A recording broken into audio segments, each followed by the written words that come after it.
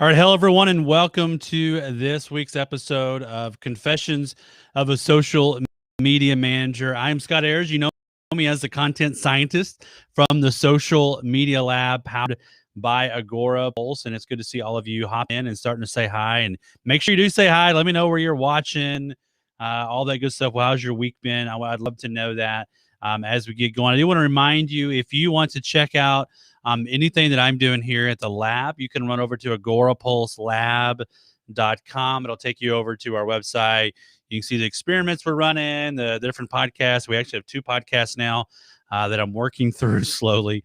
And if you go to agorapulse.com, there's actually a brand new layout and look to the website. You really got to go check that out. So if you want to see what we're doing, that's what we're doing over there. And today on Confessions of a Social Media Manager, I'm going to be joined by Katie Fawkes from eCam. And we're going to do things a little bit kind of different on this week's show, just to kind of get things started off with a little bit of a bang and fun. So I'm going to bring Katie on. Katie, hello. Good to see you. Hi. Hey, everyone. Hey, Scott. Thanks for having me. I appreciate you letting me reschedule No this. problem. Most people don't know this, but originally I had Katie scheduled to be on back in February. And here in Texas, we had what we called Snowvid 21 and had no electricity for 3 or 4 days, and we're freezing our butts off. And I was like, I'm not going to be able to travel and go to my office, and we have no electricity or internet or anything. And so I had to cancel it on you. And so I appreciate you rescheduled. No problem. Is everyone safe and okay now? I know that hit one of our employees as well, and it was just crazy. I mean, luckily for us, knock on fake wood. I mean, we had no water pipe leaks or anything like that at our house. Good, what a relief. Our power was out for a few days, and that was challenging with children. But we made it through, and we figured out ways to, we stayed in the car a lot. That's what we did. That's what I would do. Just live in the car. Yeah, we went through like 2 tanks of gas, just sitting in the car, staying warm, and plugging in our devices in. Devices, yeah. We got DVD player in the Suburban, so we watched a lot of movies. But at night, we're like, yeah, that probably didn't seem like the right thing to do. So yeah.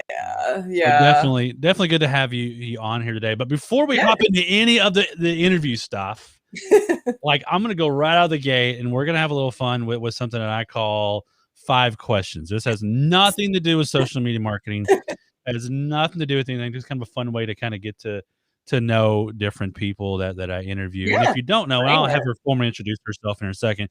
Katie is the marketing director. Is that the correct title? Did I say that that's right? Me. Yeah. Marketing director at eCam. And so we'll get into that here in a second. But here's what I'm going to ask you, Katie. I'm going to ask you 5 random questions from a little interview deck from Poddex. If you haven't seen Poddex, they're really fun. They've actually got all kinds of little physical, actual decks of cards. Yeah. You can ask questions from. They also have an app. So you can go to poddexlab.com. You can sign up for them and kind of see what they're all about. So I'm going to ask you 5 questions. If you want to pass on any of them, say pass. All right. I will try. I usually try. I need to throw them away because I'll never ask them. But I need to. I'll pass on any of them myself that I'm like, no. Some of them like, it's all good. We're good. Yesterday I had Dustin Stout on my other show, and I was like, oh no. He's like, I gotta know what that is after the show. And so, I'm not asking you that, Dustin. I respect you too much. All right. So question 1 with Katie Fawkes from eCam. What will people look back at us 50 years from now and be shocked and appalled by? Oh my goodness! Started out like I didn't realize these were going to be hard questions. I'll give you an easy one next. Shocked and appalled by. I don't know. I kind of want to say selfies. Oh. I'm going to go with selfies. I'm just going to, as a general category. That would be an odd thing to look back on, like the history books. Why? Just why? Right. Yeah. All right. Question 2, 5 questions with Katie Fawkes from eCam. What characteristic are you most known for? What characteristic am I most known for? I'm going to go with a slightly negative one. I would say overthinking. Really bad. One of our work colleagues, Ian Anderson Gray, and I like to say that we're both recovering overthinkers. So I'm on my way out of there, but definitely looking for that. Take it as a positive or negative, as you will. I would go the opposite. I don't think about anything, and then I probably should. My wife and you would get along when it comes to overthinking. All right, question 3, 5 questions with Katie Fawkes from Ecamm. What books belong on everyone's bookshelf? Oh my goodness. Okay, so I'm an English lit major, so there's a bajillion of there you them. go. I'm a big fan of all the classics, so I would say Shakespeare for sure. I love Jane Austen. I'm a big fan of Nancy Drew and Hardy Boys, but I like when they're together in the like Old school super mystery where they all work together and it's like a big group and a team. Oh my gosh, yeah, many. That's probably my top. Yeah. Oh, at Stephen King's autobiography on writing is like my go-to for everything in the world of just like writing tips and tricks for aspiring authors and those who just love literature. I mean, yeah, great book. All right, question 4. 5 questions with Katie Fawkes. What was your first screen name? What was my first screen name? Oh my goodness. I feel like it had the word geek in it. I feel like it was like Geeky Kate or Kate Geeked, something like that. It was good. Oh man, it was definitely AOL Instant Messenger, but I can't AOL. Remember. I can't remember exactly what it was. I have to look that back up again. You've got mail. Yeah, exactly. Yeah. I lived and died by AOL Instant Messenger. Oh man, that was the best fun thing ever. Yeah. And then Yahoo Chats came out. And we were like, whoa, we can talk to people everywhere. Yeah. Well, AIM had those amazingly fun like away messages. So you're like, it took me forever to be like, okay, what is the most fun away message that I can leave so that everyone that obviously is going to see it, will really appreciate how clever I am. Yeah. The only different thing was weird about AOL, especially their chat and their instant message. Like if you went into a room, all your friends could see what room you're in. And like you're like sometimes just look, what is this? What is this? I remember one time going and somebody's like, where are you? I'm like, I don't know, I was just checking it out. I didn't know what it was. I lost. Yeah. Anyway. Exactly. All right. Question 5 questions with Katie Fawkes from Ecamm, and then we'll hop into our real interview here. Who are your real heroes in life? Oh my goodness. These are another deep question. Who are my real heroes in life? I mean, parents, obviously. I'm just in awe of who they are and what they do. But there's a ton of them depending on the category. I feel like I've just been lucky enough to surround myself with people that are just inspiring and really incredible, that help me in all different aspects of life, from parenting to work to beyond. So let's go with my parents, but there are lots of other people outside of that. That's a safe one. Like if you say parents, if you're a husband, you say your wife. That's usually what I always tell everybody. Like just save face, stay married a long time. That's always good. Exactly. All right, so that's just a little fun little thing I wanted to do to get off. I usually don't do that on this show. I usually do it on my Social Media Lab live show. But I keep joking, like someday, and maybe someday will happen like in the next week. But I've been saying since March of last year, since I started doing that, since COVID, like that's going to be a podcast. And now I've got enough. Like I just need to start editing those. It'll be short, 3, 4, 5 minute podcasts, and I'll have one for every week for a year, and it'll be fun. Yeah, that will be definitely fun. Someday. It's a someday kind of deal. But you got this. I believe in you. Yeah, I got it. All right, so we're gonna hop into our questions that we have for Katie. If you are watching, kind of let us know where you're watching at. If you have any questions for myself or Katie, feel free to ask them. We may not get to them till the end, so just kind of know that Katie and I are just gonna banter and talk a little bit here. But Katie, before we hop into that, what is your current role that you're in right now with Ecamm? Yeah, absolutely. So I'm the director of marketing at Ecamm. If you don't know us, we make a live streaming and video production software for Mac users. So I'm using it right now to improve the video quality as we come here into this interview, but you can use it to go live to Facebook, YouTube, all over the place, anywhere that you want to go live, as well as create really powerful professional videos that you can use for all sorts of things. And how long have you been with Ecamm? Been with Ecamm just about 2 years. Yeah, it's coming up quick. Yeah, I was thinking it was about 2 years. So I can remember when you came on board with them. So that's what you're doing right now. But how did you get started in this social media game that we're in right now? in this whole social media game. How'd you fall into it? Yeah. I actually started, so I said earlier, I'm an English literature major. Yeah. And so I started in the copywriting side of things. Oh, So wow. I worked I'm Canadian. So I worked at a company called The Shopping Channel that on their website team. So my job at that time was literally to write hundreds and hundreds of product descriptions for all kinds of crazy products. And the catalog that they would send us basically just had like, it's a ring and it's got a blue stone in it. And you had to make it sound amazing and intriguing and That's something that someone interesting. would want to buy. No picture, very little information. So I got really, really good at that. And as I started kind of getting a little bit more into the world of copywriting, it just became a really natural fit as social media was starting to become a thing.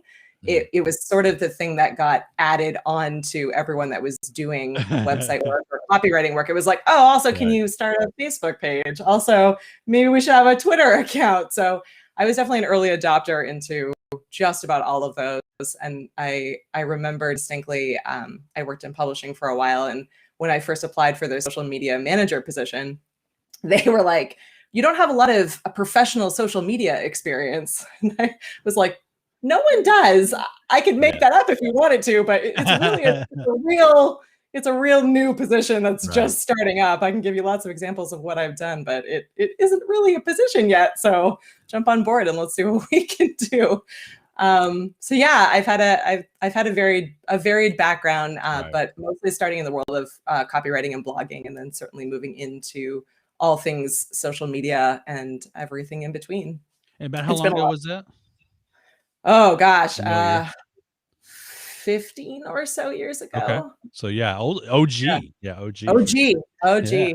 OG. We age ourselves really quickly when we realize I that. know. And yeah, and as I said, I'm now up into marketing director space. So I have an amazing social media manager on my end who just does everything incredible for us in the world of eCam. So I am not running currently all the eCam channels. He is, and he's constantly letting me know cool new updates and things that are happening. So it is nice to have someone younger and better than me You don't helping have out to a be big young, though. team. You don't have to be No, young to do it. no, You you can be don't. old But like us and or like me anyway, and do it. So, I mean, for eCam, because you said you don't do the actual social media, but you know how many accounts that you guys have, like overall, overarching? Because I know on Twitter you've got a couple, if I'm correct. we have Uh, one. We have one per channel, and then okay. we have a couple of two main Facebook groups. Okay. So I think it's 7 in total if you count all the different channels and then the groups as well. So we're sort of a typical, basic level one account per channel Right. social program.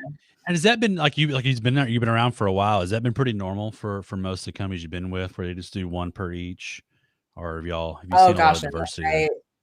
I've seen a lot of diversity. I worked for a franchise business for a while, and so at Mhm. one point I was managing upwards of 300 different social accounts Oh, because it was inclusive of tons and tons of different yeah. location-specific Facebook pages. And at that point, it was a debate as to whether or not at that point groups were becoming a thing in the Okay. world of Facebook, and they had just aligned groups with pages, and so it was a debate at that company as to whether or not we would merge all of our pages down into one page and start just assigning different groups since it was a really engaged audience, but it was difficult having all of those different locations to manage. What kind of franchise? I know you probably can't name names, but what kind of franchise was it? Paint and sip company. I don't know if you've ever done that, but you go Mm. out and make a painting and enjoy Hmm. wine at a bar and Oh, restaurant. okay. Yeah, yeah. Pre-COVID, when you could actually go to a bar and restaurant. Right. Unless you're in Texas, and we've been open forever. So, Yeah, there you go. Unless you're in uh, Texas. yeah, evidently you can't get it in Texas, but you ask the governor. Sure, we'll go with There's, that. there's a I'll little agree. tongue in cheek there with that, but so anyway, so on these so far, these first couple of questions are softballs. So Sure. like, All right. and this is a personal one here. Like for you, like what is your like go-to personal favorite social media channel that you use? Yeah, I love this question. It's changed over the years. I think Yeah, right now I'm sitting on Instagram. Hmm. That's I just interesting I coming from Ecamm. I Yeah, know. It makes me sad that we can't go live to Instagram yet because they're not closed yet, not yet. 8 to 5. Yeah, Hopefully they'll open up soon and let us there. I feel like they've been making lots of changes, yeah. but yeah, I just have always really loved photography, and I feel like Mm. as Facebook has gotten so cluttered and so news centric, and so much of my feed is work. So is all echem stuff, which is great. I feel like Instagram is sort of my place where I'm like, sharing photos of my backyard chickens and things that the kids and I are doing, and it's like my space to just unwind and be able to share in a way that isn't political or charged or heated or open for debate. It's just kind of a friendly space for me to play around with. That's a good point there too, because like you said, it's you get stuck in it when you're in our world.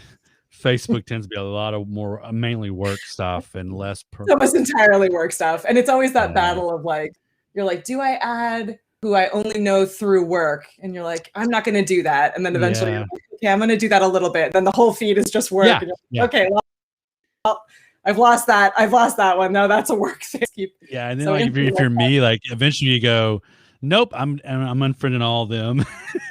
I'll do that. And I'm sorry if you're watching and I've done that to you. I definitely go through phases of purging everyone out. And then I feel awful because I have a lot of good friends that I've met through, through work. And then I add everyone back in again. And then I remove everyone again. I've done that many, many times. Like, no, Facebook just going to be a couple of people I know and a few good marketers that maybe I've met in person and been really good friends with. And I don't mind them seeing pictures of my kids and stuff. I know. I know.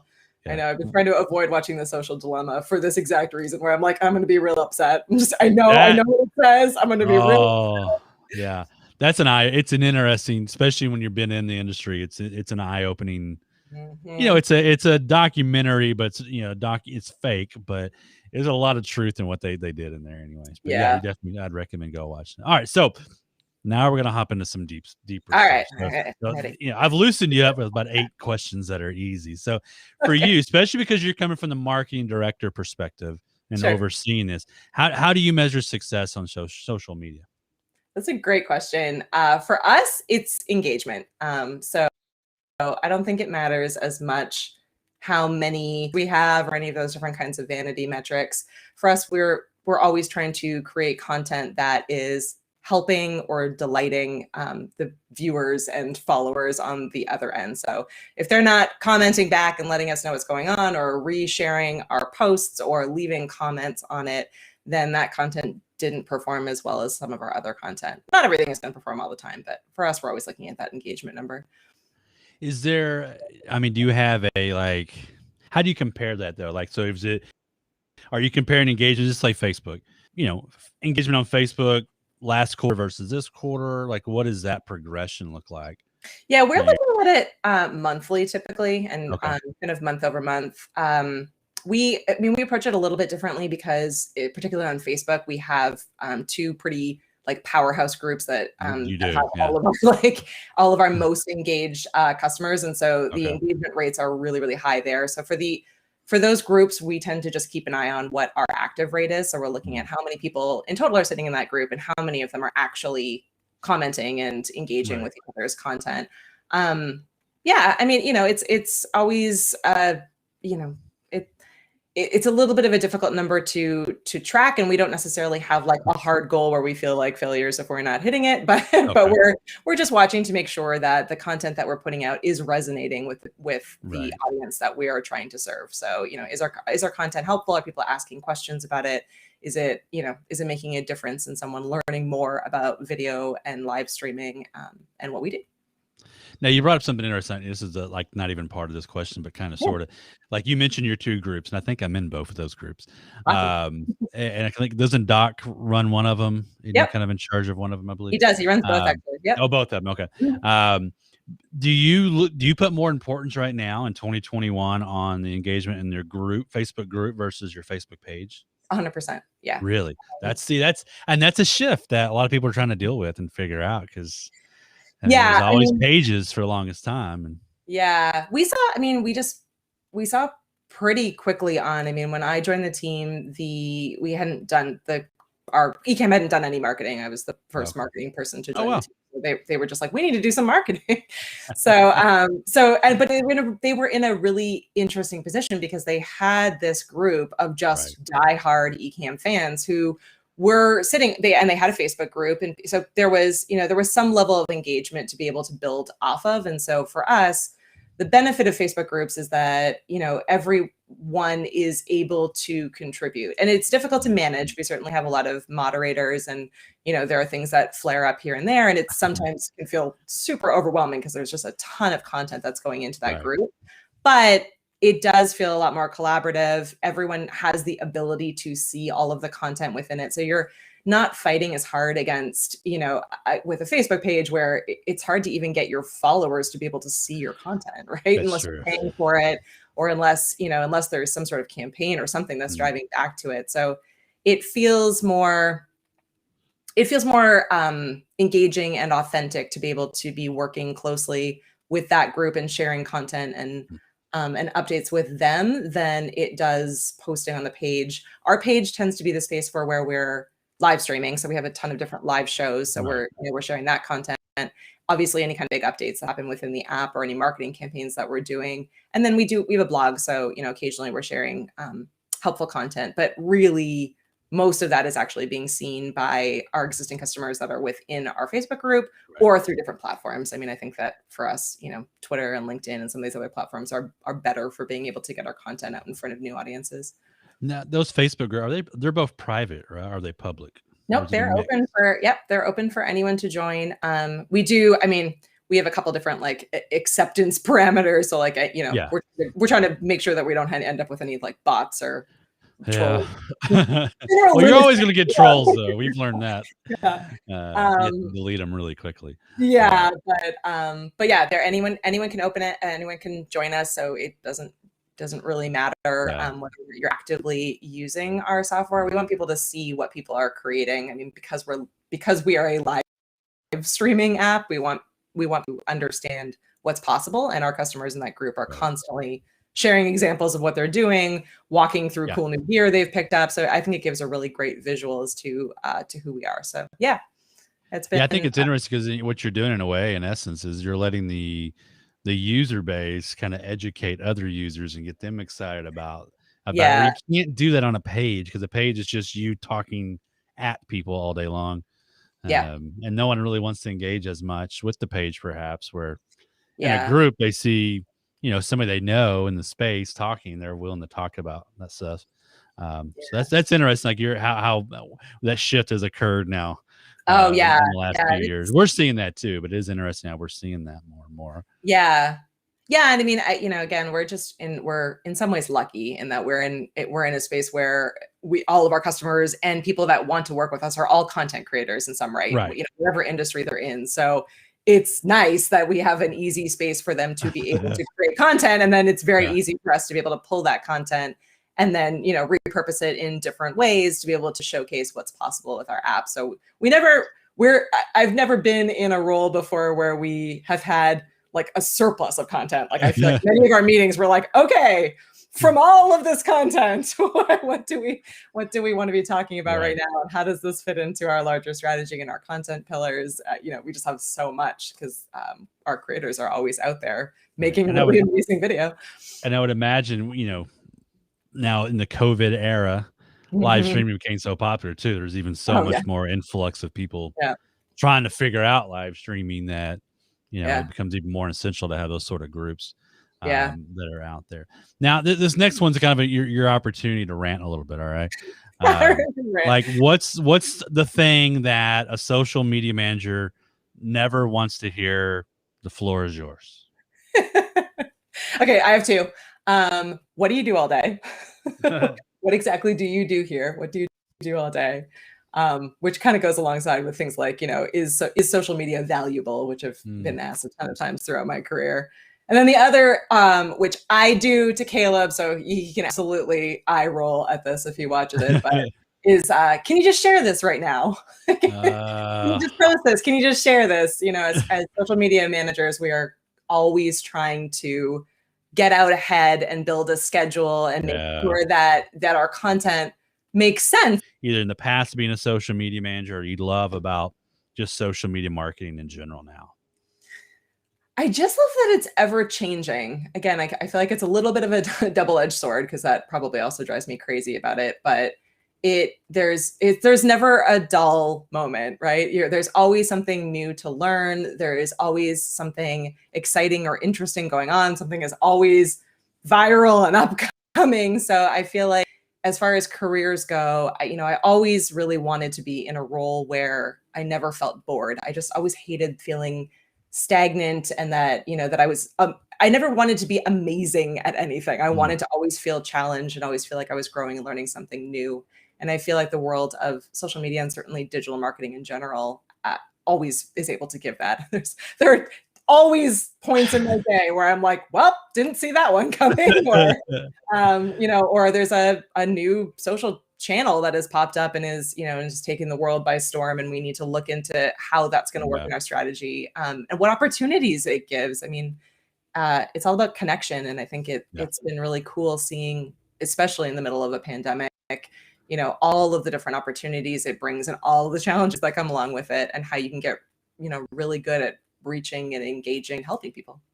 Yeah, I would say, I mean, on your point there, like it changes a lot. So if you like change, social media manager jobs are a great job to be in, because it's gonna, for one, you got to keep up with news more than you ever realize. But I mean, you got to be willing to pivot every, quarter or so. Sometimes I mean, you have an app like Clubhouse that all of a sudden gets widely popular over the Christmas break, really. At least in in our space. And you're like, oh, now do I got to do that or not? And you got to figure all that out with your strategies and stuff. So, and it'll be, and then, we'll fast forward 2 months from now, it'll be something else. 2 months. It'll be something else. And, and how's that going to play into your strategy? I mean, we jumped into Clubhouse, and we've been having a really, really great time there. But at some point, we're going to need to figure out, like, long term, how does this look alongside all of our other channels? Like, are we going to be spending the amount of time and effort we're spending right now, or does it make sense for that to become, still consistent, but maybe a little bit less amped up than we're at the moment? So thinking through all of those as the different channels, approach, which are right for you. When do you jump in? Do you jump in? Yeah. What's the return on your time? That's exactly. It'll boil down. I think a lot of people get on those bandwagon. I'm not much of a bandwagon guy, but they'll get on, and I'm like, yeah, but in the end, 6 months from now, everybody's gonna forget about it. Of course, I predicted Pinterest would die in 6 months, and that kind of bit me in the butt. You're like, oops. My wife is on it daily and looking at me like, you were wrong there. And, so I've said it about Clubhouse too, and I'll probably be proven wrong, and I'm okay with that. But I think it's social media manager, that ability to constantly just change is fun, keeps it interesting. And it's different. Every day is different. That's for sure. Yeah, every day is different. Yep. Now, from your experience, and maybe even with Ecamm, it could be specific if you wanted to get specific. Like, what is the hardest social platform, like right now, that you're seeing is really hard to get engagement on? Yeah, I'm going to say LinkedIn right now, and I know that that's a weird answer, because I feel like lots of people do really well there. Right. I've had a hard time just figuring out what the best approach is for Ecamm on LinkedIn. For a number of different reasons. But I feel like what's difficult about it from our perspective is that we only just recently got the ability to live stream there, and the ability that we have to live stream there is still a little bit limited. So there's we can't pull in comments. There's a couple other things. So it's just been, whereas we are very focused on engagement and creating helpful, relevant, relatable content for our customers, it's been difficult to find our customer group and potential customer group there, even though it feels like it should be more obvious. And then it's been really difficult to engage with them and make sure that we're providing value. I think we'll unlock it, but it's one of those platforms where I feel like there's a ton of potential, and we just haven't quite figured out yet how to unlock that. Yeah, the whole getting your ability to go live. Like, I've applied literally since it launched. Yeah. And I finally got the ability to go live in my personal profile last week. After all this time, I'm like, now it's like, it's old now. I know, now you're like, I don't even want to go live. I don't it's not new anymore, so it's not as fresh. But that's just that LinkedIn is still, I will say, for me, though, this is my own personal bent. Like, LinkedIn, I've been on longer than any other social platform. It's still in existence today. And it's still, when I like their mobile experience, I love the mobile app of LinkedIn. It's just easy to navigate. It fits my brain a whole lot, but it's different there. You got to find your community. and it's not necessarily groups. The groups over there have never been great. Nope, the Not groups are not anymore. great. Yeah. It's yeah, I think, like I said, I think we'll get there. I think Yeah. it's just a matter of figuring out like what What the content content is. It's is going different. to It's work best. different. Yeah. Yeah. Yeah. I see Marcus Sheridan doing stuff over there. I'm like, wow, I can't believe he's doing so well with that. But again, he's Marcus, but it's different. Like you couldn't do that on Facebook or anywhere else. And so Yep. it's, yeah, as a social media manager, you got to think on your feet and be a Yep. little bit different. And that plays into a little bit of our next question is like, as a social media manager, what do you think is the most important skill set? You mentioned a little bit about, having to change a little bit. Is there something else along with that? What is your number one thing that you look for and think is good? Yeah. I mean, I'm gonna give you three, which is not your answer, but I'm gonna go for it anyway. I'll take it. I'll take three. I'm always looking for the ability to multitask. Yeah. Someone that's really flexible. So like I'm looking for someone that is willing to roll with the punches, isn't going to be too upset if things are not always going exactly the way that they want it to go. And then really creativity, I think goes a really long way. Being able to really think through, what content you're going to put there and how that's going to resonate with the viewer or follower or person that's on that channel. So not all channels are created equally, and being able to creatively think about what your content is and what you're trying to accomplish and how you can get that out there in the voice, in the tone, in the way that's going to work best for those different platforms, I think requires a different level of creativity that we're always looking for when we're considering it in the world of social media. I like that thought that all social media sites are creative equally. That should be a t-shirt. Right. Sponsored by Ecamm. Because it's true. Yeah, you get a little Ecamm thing on there. Because I mean that is true. Everyone I'm so different and requires a different skill set. I think you're seeing a lot of bigger companies where they're especially go to agencies. There's people who just do Instagram. There's people who just do Facebook, just do YouTube. And it's a different brain. Each one of them is completely like talking to, I'll mention him because he works for Ecamm. Doc Boyd, I mean Doc Rock, as we call him. I mean, he's a YouTube brain kind of guy, and so I'm more Facebook. So when we talk, we're like, what? It's because we think a little bit different on that because he doesn't really.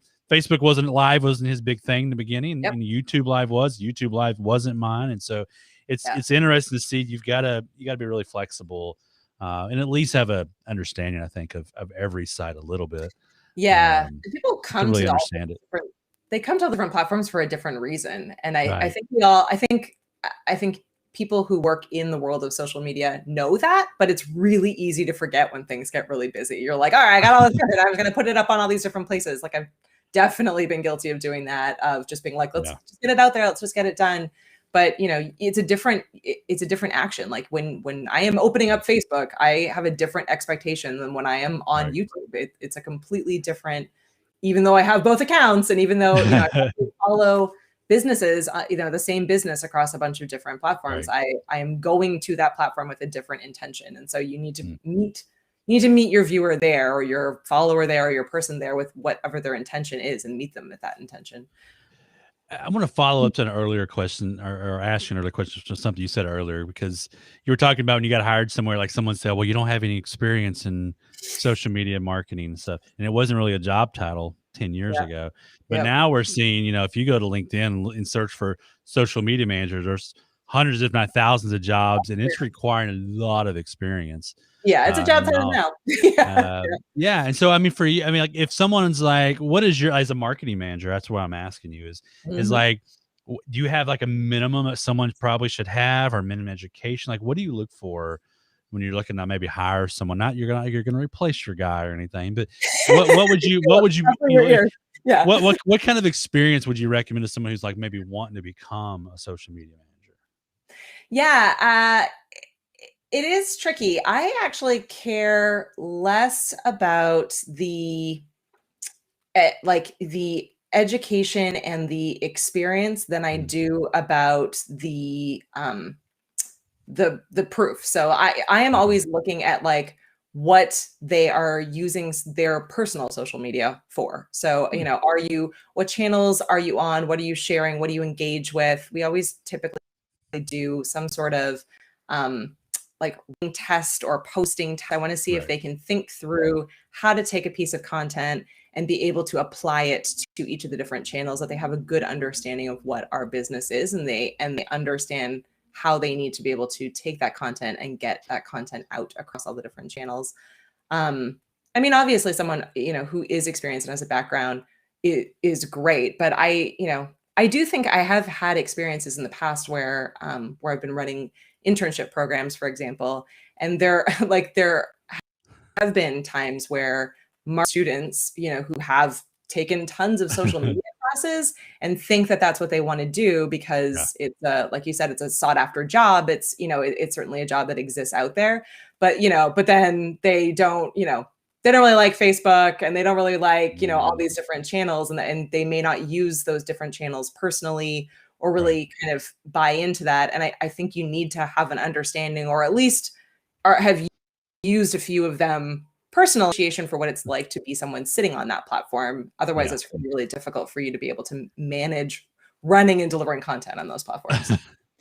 That's true. I think, and that's an interesting take on it, because everybody was, a lot of times you look at, those job postings now, and it's like, you got to have 7 years experience of this and use this. But if you don't Yeah. know how to log in and use it or talk, like, I'm not a TikTok guy, so you Yeah. wouldn't hire me to go run your TikTok campaign. You got to know Yeah. that, Yeah. and then the Or verbiage and, exactly. Or, maybe TikTok is a really good growth opportunity for us as a company. And I'd be willing to hire someone that hadn't yet gotten onto TikTok, but like loved Instagram and like was really into short form videos, because it seems like that would be, and could show examples of things that they had done in the past that related to that, personal or professional.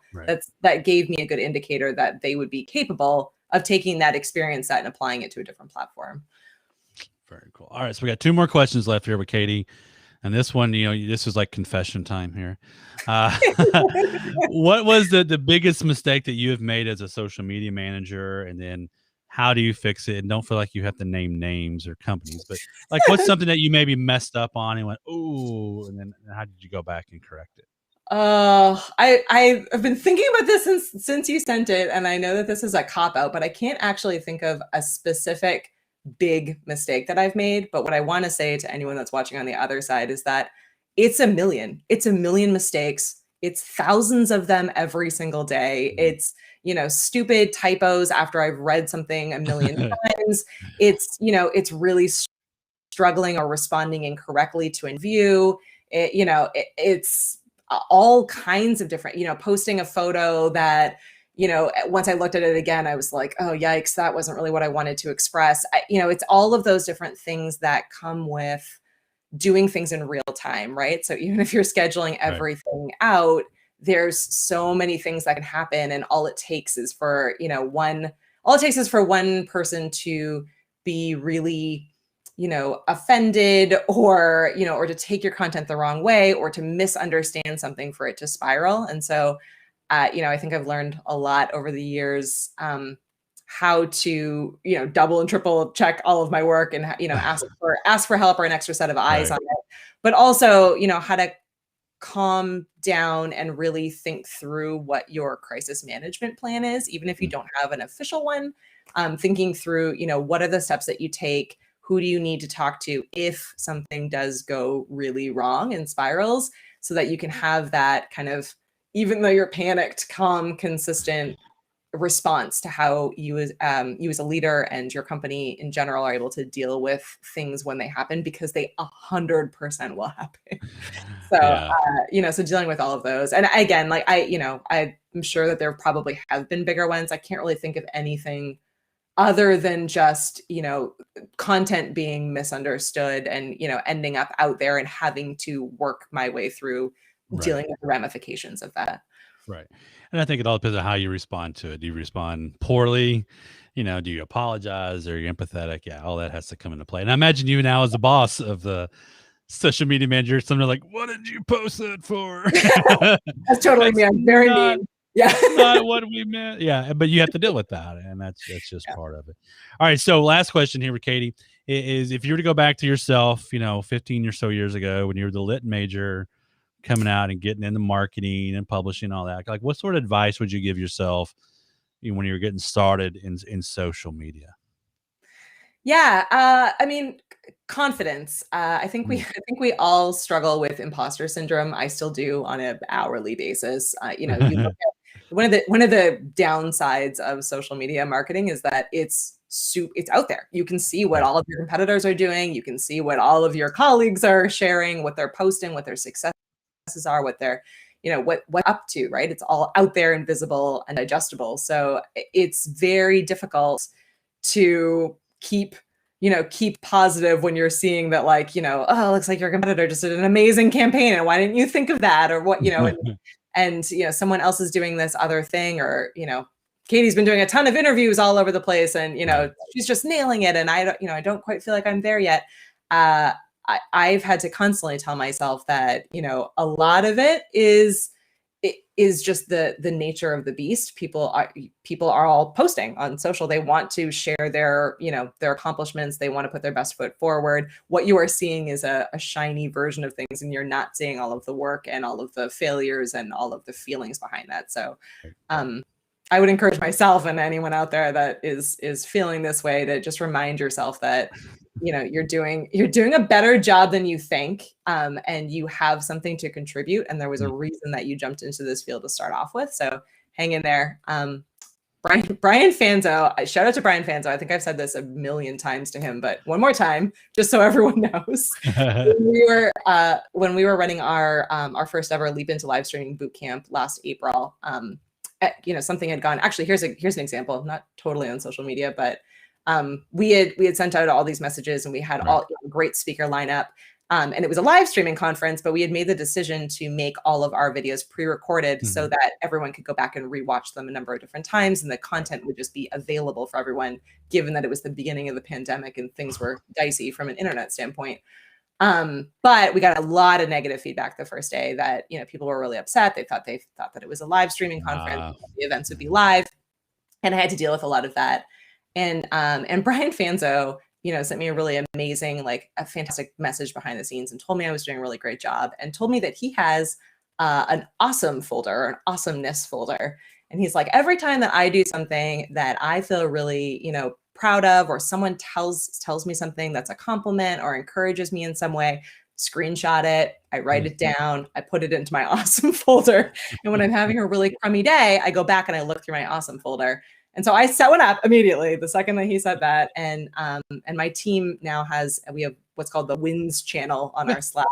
Yep. And we just share those moments, because you're going to have times where you feel awful. And it's really nice to be able to go back and be like, oh, I am good at my job. I've Right. done all of these amazing accomplishments. People are noticing, the work that I'm doing, and are giving me this feedback. And it's enough to kind of carry you on to the next step, past the imposter syndrome, and past those feelings of maybe I'm not quite good enough, or I should have done that differently. That's I think that the whole, and I love the awesomeness folder kind of But deal it's the for sure. best. Yeah. I've got a couple of really lame, funny videos on YouTube that I have bookmarked when I'm just like, "Ugh." I just get, Yes. they're like 90 seconds long, and they're dumb and random. And it just kind of gets me like in a better mood, and Yep. I move on with my day. I have a few that I probably watched thousands of times. Yes. Yeah. I know Just exactly. mindless. It just kind of Yep. takes you off for a few minutes, or you pull out. For me, I pull out my phone, I play Among Us or something like that, Yes. just to Yeah. Exactly. you know Whatever you need to just regenerate, remind yourself. just Yeah. take a deep breath. And I think the imposter syndrome, I know Ian talks about that a lot. Ian Mhm. Anderson Gray is, friend of everybody's here. But I think that people fall into that. Like they're not, look at me. I'm a dude in an orange wig trying to be serious on interviews and stuff. But I you love got, the way. you use what you got, and you use Yep. the equipment you got, and you just have confidence in it. And Yep. people will forgive you if you make a few mistakes here and there, or you Yes. say too much. My editor on the videos who does my repurposing is like, you say a lot. I'm like, oh, thanks. Now I'm very conscious about that, and I All good. I grab my glasses a lot. It's just you get over it. You get over it, and you just Yeah. move on. Yep. uh well, very cool. Well, Katie, I appreciate you being on Of and letting me course. kind of pick your brain for a little bit. Now, Yeah. I've posted a link in the comments if you're watching a replay to Ecamm. Yeah. Like, less than 60 seconds. Like, if somebody doesn't know what Ecamm is, what the heck is Ecamm? Ecamm is a Mac app company. So we make all kinds of different apps for your Mac. We're Mac only, and our most popular one is a live streaming and video production software. So if you are struggling to try to create better videos, whether they're live or recorded, Ecamm helps you to do that. So you can do all sorts of things, from connecting cameras and microphones, adding graphics, bringing on interview guests, rolling video clips, the whole 9 yards. Very cool. Yeah, definitely check it out. Ecamm's been around for a while, and in those groups. I mean, if you go to Ecamm's Facebook and stuff, I'm sure you can find come those hang out with groups. us. Yeah, Those groups are, if you're wanting to learn about live streaming, it's a great community that really just will, embrace you and kind of just walk you through a lot of stuff. There's no judgments in those Nope. groups, and I will say, in most of the groups in the live streaming communities, they're all that way. Like they just love helping each other out. Yeah. And it's kind of it's how everybody is when that, which is really fun. Yeah. Because a newbie will come in, everybody gets excited, like, yes, let me help you. Yeah, exactly. We all know how intimidating it can feel. There's a scary feeling staring into a camera and just being like, well, hope this turns out. Yeah, what do I do now? And now I'm 2.5 years into live stream every week, and I'm still wondering that sometimes. Yeah, exactly. I think we all still get kind of like, I feel like I have moments every time where I'm like, okay. And I'm like, no, I got this. I know I can do it. Well, very cool. And if you're watching and you haven't checked out Agorapulse, go over to agorapulse.com/live. You can get a free trial to Agorapulse. And that's going to be it for this week's show. And we may or may not have a show next week for this. I'm not sure if a guest lined up or not, but you can check out Social Media Lab Live every Wednesday at 12 o'clock Eastern Standard Time. We'll see you. Bye, everyone.